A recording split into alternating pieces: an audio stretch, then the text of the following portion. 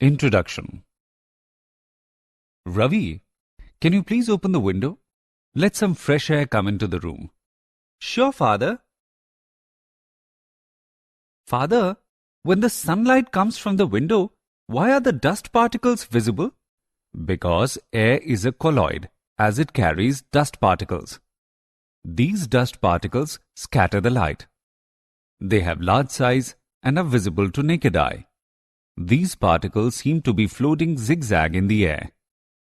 This phenomenon is also known as Tyndall Effect. Okay, Father. I got the answer of my question. And I want to know more about this. Son, to know more about this, you have to explore surface chemistry. Students, today we will study more about the surface chemistry. Objectives. At the end of this lesson, you will be able to define surface chemistry, understand mechanism of adsorption, classify adsorption, know about applications of adsorption, define and classify catalysis, analyze mechanism of enzyme catalysis, define and classify colloids, know the methods for preparation of colloids, explain properties of colloidal solution, define Tyndall effect and electrophoresis, define emulsions, know about applications of colloids. Definition. Surface chemistry is that branch of physical chemistry which deals with the study of the phenomena occurring at the interface, that is, the boundary separating two bulk phases. Solid-solid, solid-liquid interfaces are known. As gases are completely miscible, they do not form any interfaces. Interface is only a few molecules thick, but the area is dependent on the particle size of the bulk phases. Adsorption. The phenomenon of attracting and retaining the molecules of a substance on the surface, or a liquid or solid, leading to a higher concentration on the surface in comparison to the bulk, is called adsorption. For example, when oxygen gas is taken in a closed vessel containing powdered charcoal, then the pressure inside the enclosed vessel decreases. This is due to adsorption of the gas molecules on the surface of charcoal. The substance accumulating at the surface of the solid during adsorption is called adsorbate. The surface on which adsorption occurs is called adsorbent. Adsorption and absorption. The phenomenon in which a substance is uniformly distributed throughout the bulk is known as absorption. It is the penetration of the substance through the surface into the bulk of the solid. For example, when a sponge is dipped in a liquid, it absorbs some molecules of liquid. Let's make some important differences between adsorption and absorption. Adsorption involves unequal distribution of the molecular species in bulk and at the surface, whereas absorption involves uniform distribution of the molecular species throughout the bulk. Adsorption is rapid in the beginning and slows down near the equilibrium, whereas absorption occurs at a uniform rate. Adsorption is a surface phenomenon, whereas absorption occurs throughout the body of material. Sorption and desorption. Sorption. Sometimes the adsorbate dissolves into adsorbent. Initially, the adsorbate appears on the surface of adsorbent and later passes into the body of adsorbent. Thus, adsorption changes into absorption. Simultaneous occurrence of absorption and adsorption is called sorption. Desorption. The process of removing an adsorbed substance from a surface on which it is adsorbed is called desorption. Mechanism of adsorption. The amount of heat evolved when 1 mole of the adsorbate is adsorbed on adsorbent surface is called enthalpy of adsorption.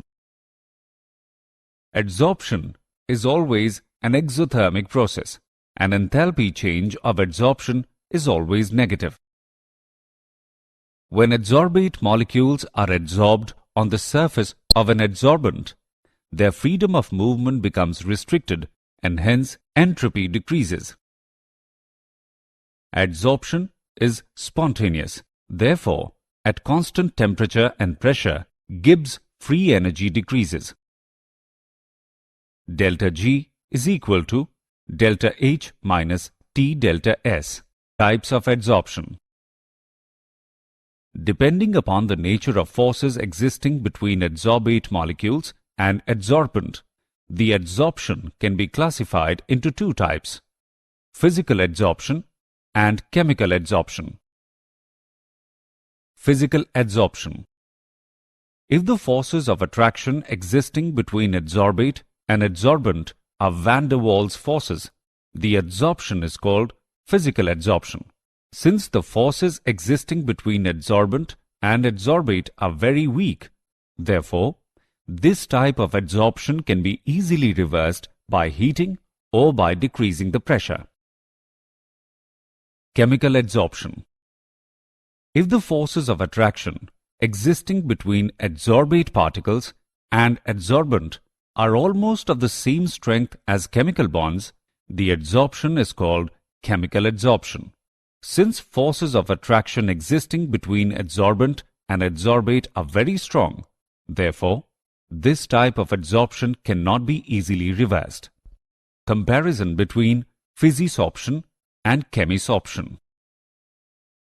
The important difference between Physisorption and Chemisorption are: low enthalpy of Physisorption, usually of the order of minus 25 kJ per mole, whereas high enthalpy of Chemisorption, usually of the order of minus 200 kJ per mole. In Physisorption, forces of attraction are van der Waals forces, whereas in Chemisorption, forces of attraction are chemical bond forces. Physisorption usually takes place at low temperature and decreases with increasing temperature, whereas Chemisorption takes place at high temperature. Physisorption is reversible, whereas Chemisorption is irreversible. Physisorption is related to the ease of liquefaction of the gas, whereas in Chemisorption, the extent of adsorption is generally not related to liquefaction of the gas. Physisorption usually forms multimolecular layers on the adsorbent, whereas Chemisorption usually forms monomolecular layers on the adsorbent. Physisorption does not require any activation energy, whereas Chemisorption requires activation energy. Adsorption Isotherm. The variation in the amount of gas adsorbed by the adsorbent with pressure at constant temperature can be expressed by a curve termed as adsorption isotherm. At low pressure, the graph is nearly straight and sloping. Hence, the extent of adsorption x upon m is directly proportional to the pressure of the gas. This can be expressed as x upon m is directly proportional to p raised to the power 1. At high pressure, saturation of the adsorbent surface occurs, and then amount of adsorption does not depend upon the pressure of the gas. This can be expressed as x upon m is directly proportional to p raised to the power 0. Freundlich Isotherm. In the intermediate range of pressure, x upon m will depend upon p raised to the powers between unity and 0.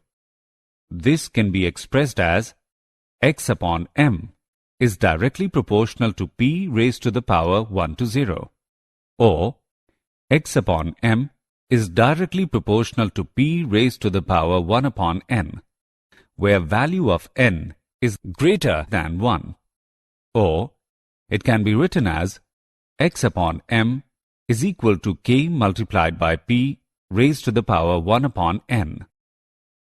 K and n are constant, whose value depends upon the nature of gas and the adsorbent solid at a particular temperature. Taking logarithm on both sides, we get log x upon m is equal to log k plus 1 upon n log p. The graph between log x upon m and log p is a straight line. The slope of the line is equal to 1 upon n, and the intercept on log x upon m axis will correspond to log k. Applications of adsorption. Gas masks. These contain activated charcoal or a mixture of adsorbents and are used for breathing in an atmosphere containing poisonous gases. Removing of coloring matter. Animal charcoal removes colors of solutions as coloring impurities are preferentially adsorbed on charcoal. For example, bone charcoal is used as decolorizer in sugar industry. Controlling humidity. Silica and alumina gels are used as adsorbent for removing moisture and controlling humidity. Adsorption indicators. Dyes like eosin and fluorescein are used as indicator in titrating bromide solution with AgNO3, precipitate of silver halide, as the property of adsorbing these dyes and thereby producing characteristic deep colors at the end point in the titration. In curing of diseases. A number of drugs kill the germs by getting adsorbed on them.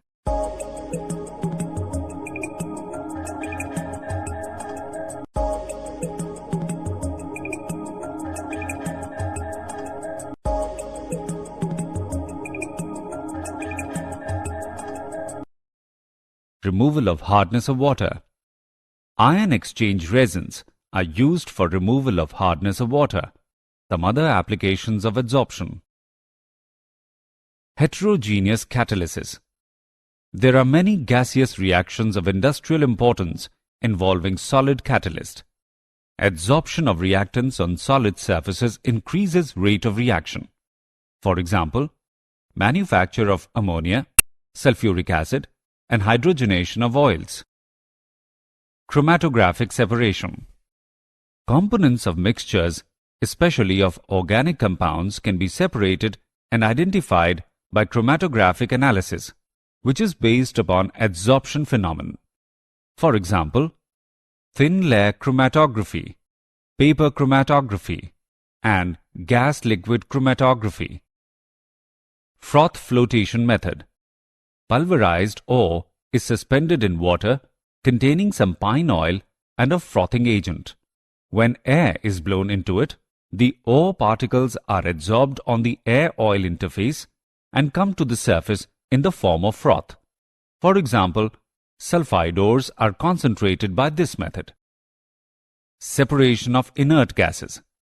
Due to difference in the degree of adsorption of gases by charcoal at different temperatures, a mixture of inert gases can be separated by adsorption on coconut charcoal. Catalysis. A catalyst is a substance which influences the speed of a chemical reaction without itself undergoing any chemical change at the end of the reaction.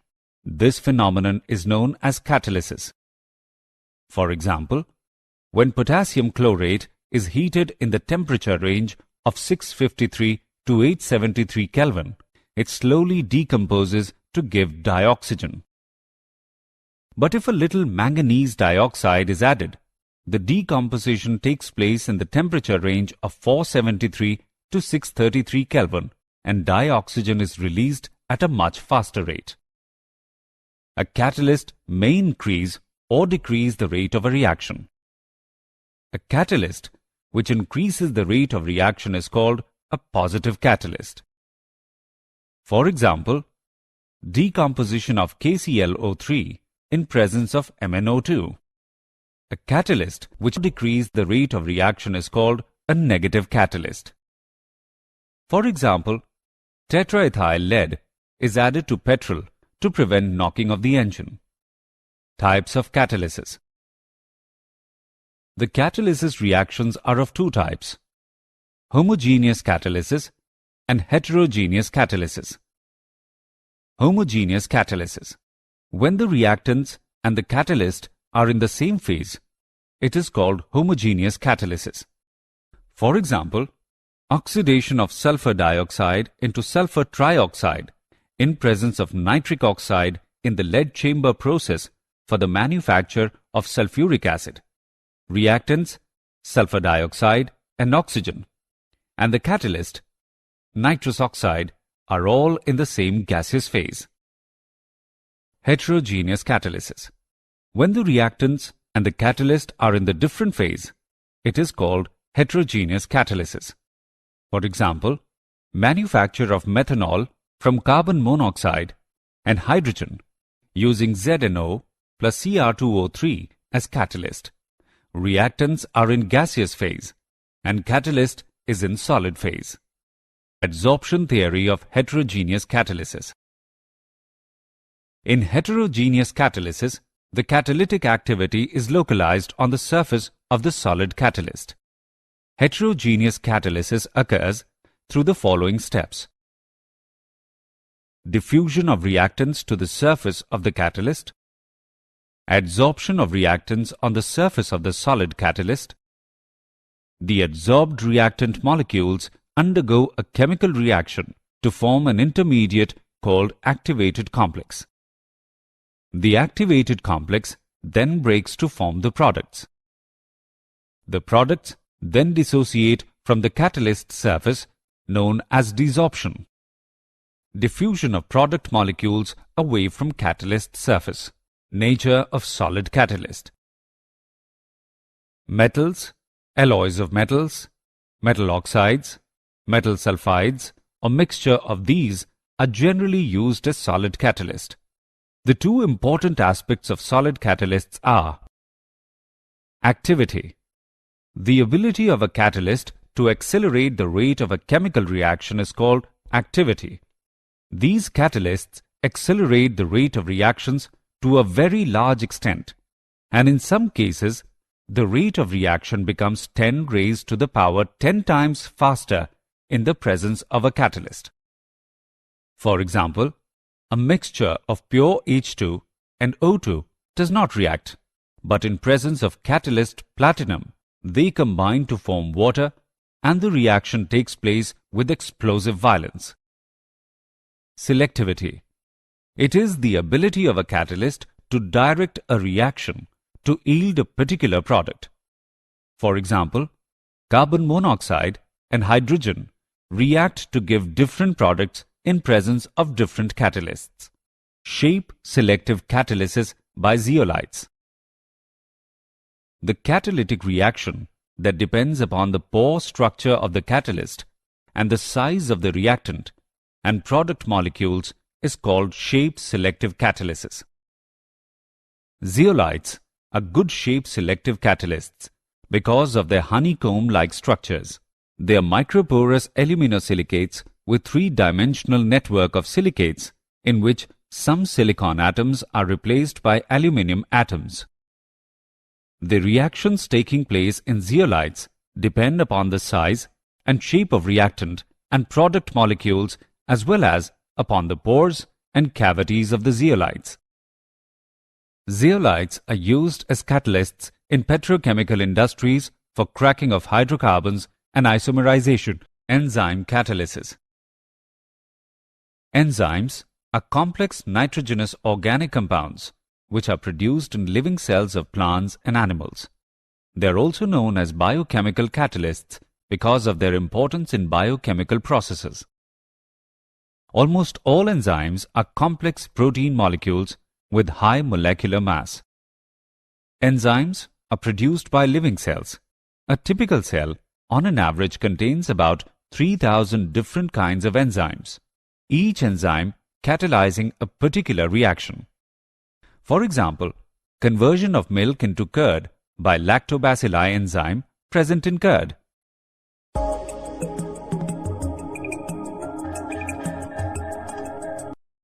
Characteristics of enzyme catalysis. Enzymes form a colloidal solution in water and hence they are very active catalysts. Like inorganic catalysts, they cannot disturb the final state of equilibrium of a reversible reaction.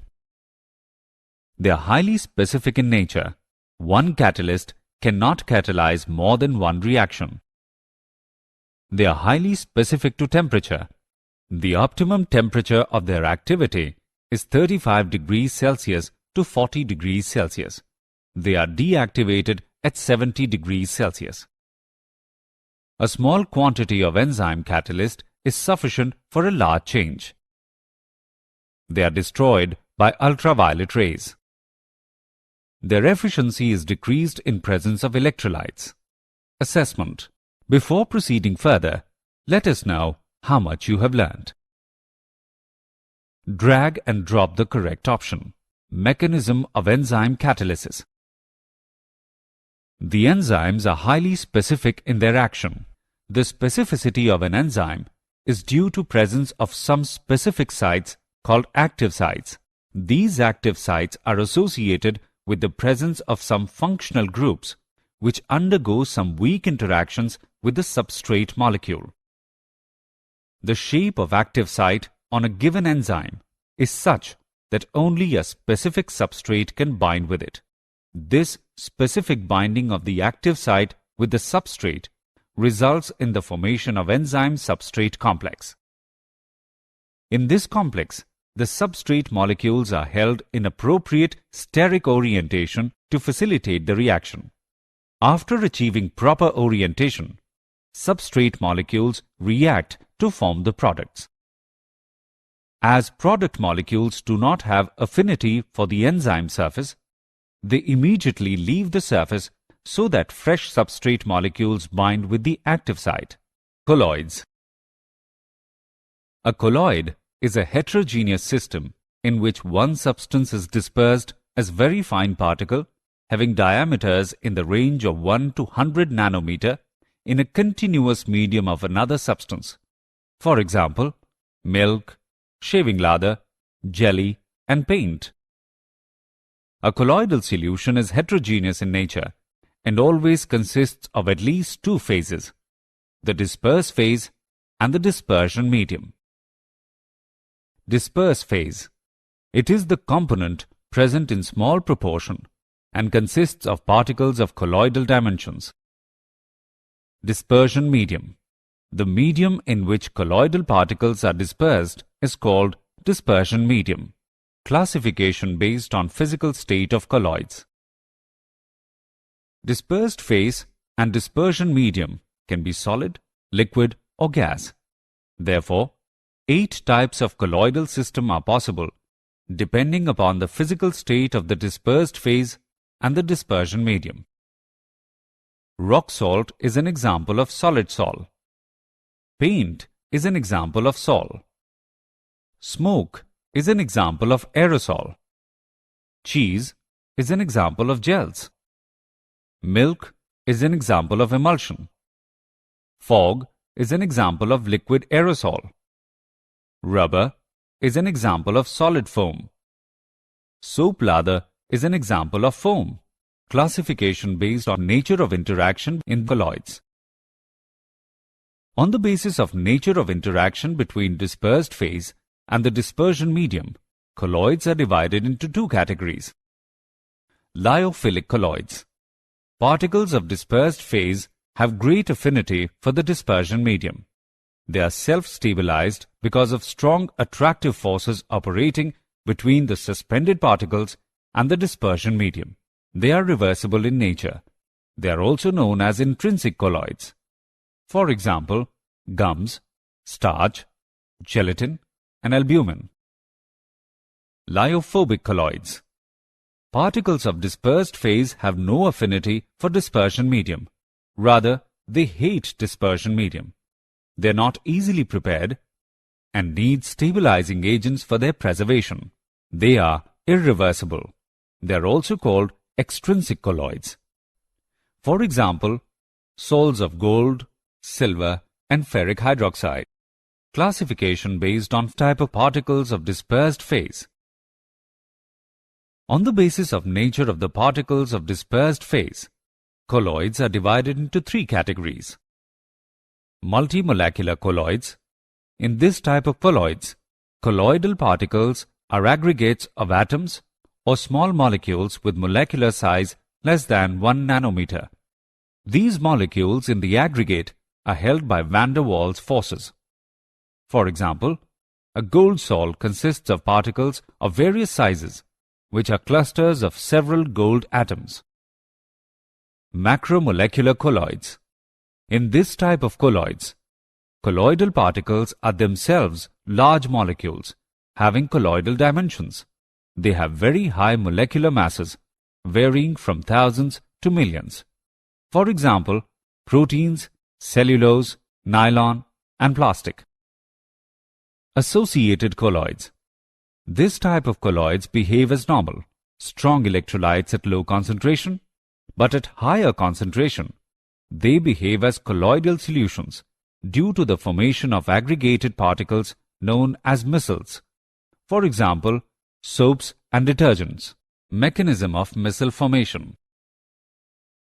The formation of micelles takes place only above a particular concentration, called critical micelle concentration, and above a particular temperature called Kraft temperature.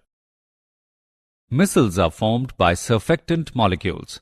These molecules have lyophilic as well as lyophobic ends. For example, sodium stearate. When soap solution is dilute and the concentration is below its CMC, sodium stearate behaves as a normal strong electrolyte. When the concentration exceeds CMC, the non-polar tails of the anion clump into the center of a ball-like structure called a micelle, because these are hydrophobic. The polar head of the molecule presents itself for interaction with the water molecules on the outside of the micelle. This type of micelle is known as normal phase micelle. Inverse micelles have the head group at the center with the tails extending out. These are formed in non-polar media. Preparation of colloids by chemical methods. Colloidal solutions can be prepared by chemical reactions involving double decomposition, oxidation, reduction, and hydrolysis. Double decomposition. A colloidal sol of arsenious sulfide is obtained by passing hydrogen sulfide into a solution of arsenious oxide in distilled water. Oxidation. A colloidal solution of sulfur can be obtained by passing hydrogen sulfide into a solution of sulfur dioxide in water or through a solution of an oxidizing agent. Reduction. A colloidal solution of a metal can be prepared by reducing its salt solution with a suitable reducing agent. Hydrolysis. This method is used to prepare hydroxides and oxides of weakly electropositive metals. A red sol of ferric hydroxide is obtained by the hydrolysis of ferric chloride with boiling water. Preparation of colloids by electrical disintegration. This process is also known as Bredig's arc method. It involves dispersion as well as condensation. Colloidal solutions of metals can be prepared by this method. In this method, electric arc is struck between electrodes of the metal immersed in the dispersion medium. The intense heat produced vaporizes some of the metal, which then condenses to form particles of colloidal size. Preparation of colloids by peptization. Peptization is the process of converting a precipitate into colloidal form by shaking it with dispersion medium in the presence of small amount of electrolyte. The electrolyte used for this purpose is called peptizing agent. During peptization, the precipitate adsorbs one of the ions of the electrolyte on its surface. The adsorbed ion is generally common with those of the precipitate. This causes the development of positive or negative charge on precipitates, which ultimately break up into smaller particles having the dimensions of colloids. Purification of colloidal solutions. The process used for reducing the amount of impurities to a requisite minimum is known as purification of colloidal solution. The purification of colloidal solution can be done by following methods. Dialysis. It is a process of removing a dissolved substance from a colloidal solution by means of diffusion through a suitable membrane. The apparatus used for this purpose is called dialyzer. Electrodialysis. The process of dialysis is quite slow. It can be made faster by applying an electric field if the dissolved substance in the impure colloidal solution is only an electrolyte. Then the process is known as electrodialysis. Ultrafiltration. In this method, colloidal solutions are purified by carrying out filtration through special type of graded filters called ultrafilters. These filter papers allow the electrolytes to pass through them but do not allow colloidal particles. Properties of colloidal solutions. Colligative properties. Due to high average molecular masses of colloidal particles, they give very low mole fractions in colloidal solutions. Hence, they possess very low values of colligative properties. Filtrability. The size of the colloidal particles is less than the pores of the filter paper, and therefore, they easily pass through a filter paper. They cannot pass through the UF membrane. Tyndall Effect. When a strong beam of light is passed through a true solution, it cannot be seen unless the eye is placed in the path. However, when the same beam of light is passed through a sol, the path of light becomes visible with a bluish light. This phenomenon is called Tyndall Effect. This phenomenon is due to scattering of light from the surface of colloidal particles. Colloidal particles are too small to be seen with naked eye. They scatter light and become visible as bright spots or disks of light against a black background when viewed through an ultramicroscope. Brownian movement. When colloidal salts were observed under a microscope, scattered light was seen moving in a zigzag motion. As the light is scattered by colloidal particles, these particles execute ceaseless, erratic random motion called Brownian movement. It is due to the bombardment of colloidal particles by the molecules of the dispersion medium. Due to Brownian movement, the colloidal particles do not settle down under the force of gravity, and therefore, it is an important factor for the stability of the sol. Electrophoresis. The particles of the colloidal solution are electrically charged. The existence of the electric charge is shown by the phenomenon of electrophoresis. It involves the movement of colloidal particles either towards the cathode or anode under the influence of electrical field. The colloidal solution is placed in a U-tube fitted with platinum electrodes. On passing an electric current, the charged colloidal particles move towards the oppositely charged electrode. Coagulation of colloidal solution. The precipitation of a colloid through induced aggregation by the addition of some suitable electrolyte is called coagulation. The coagulation of a colloidal solution by an electrolyte does not take place until the added electrolyte has certain minimum concentration in the solution.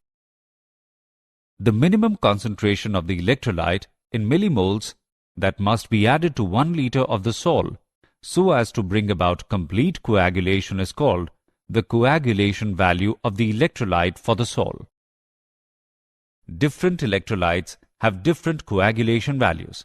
Smaller the coagulation value of the electrolyte, larger is its coagulating power. Emulsions.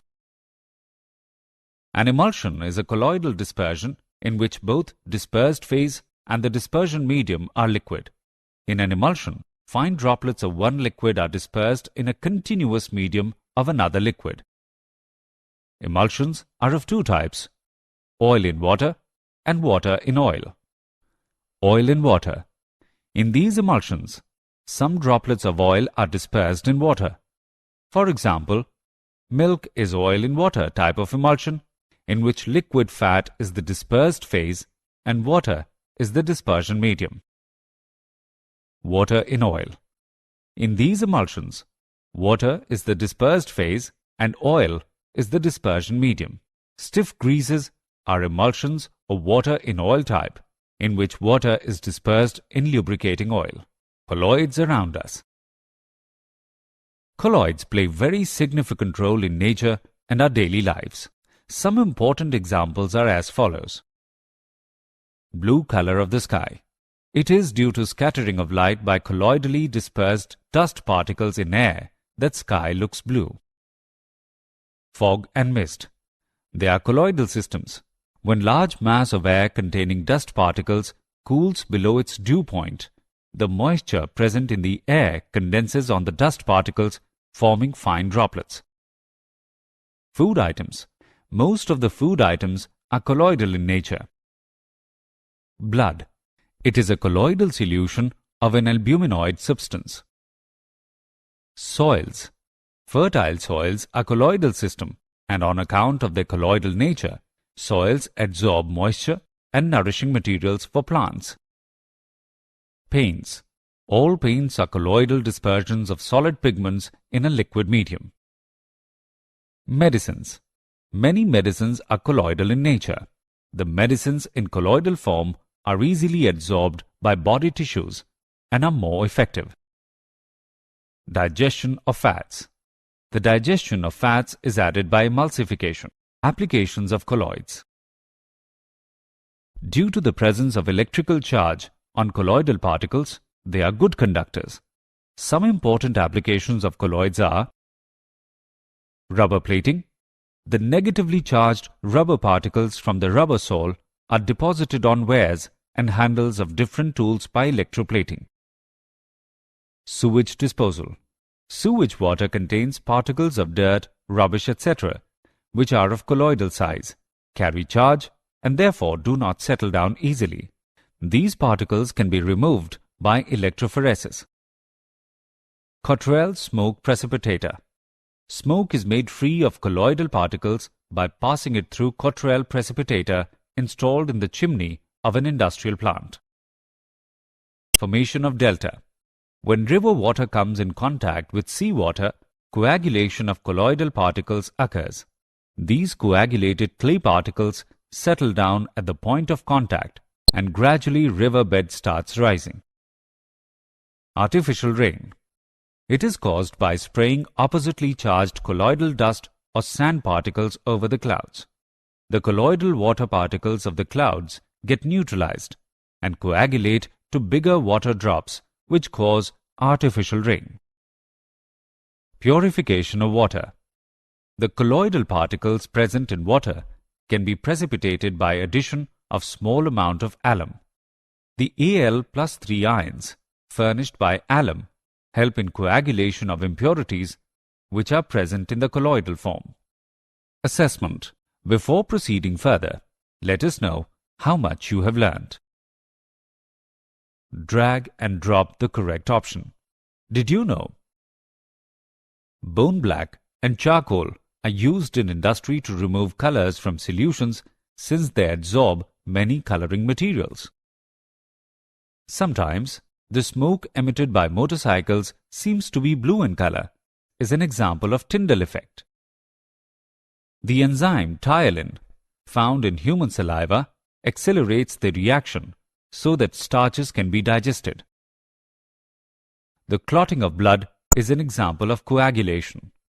Summary. Let us summarize what we have learnt. Surface chemistry is that branch of physical chemistry which deals with the study of the phenomena occurring at the interface. The phenomenon of attracting and retaining the molecules of a substance on the surface, leading to a higher concentration on the surface in comparison to the bulk, is called adsorption. A catalyst is a substance which influences the speed of a chemical reaction without itself undergoing any chemical change at the end of the reaction. The enzymes are highly specific in their action. The specificity of an enzyme is due to presence of some specific sites called active sites.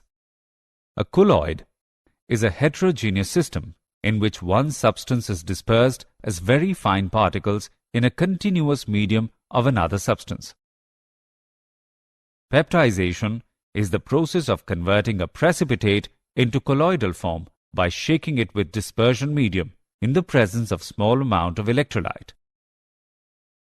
The precipitation of a colloid through induced aggregation by the addition of some suitable electrolyte is called coagulation.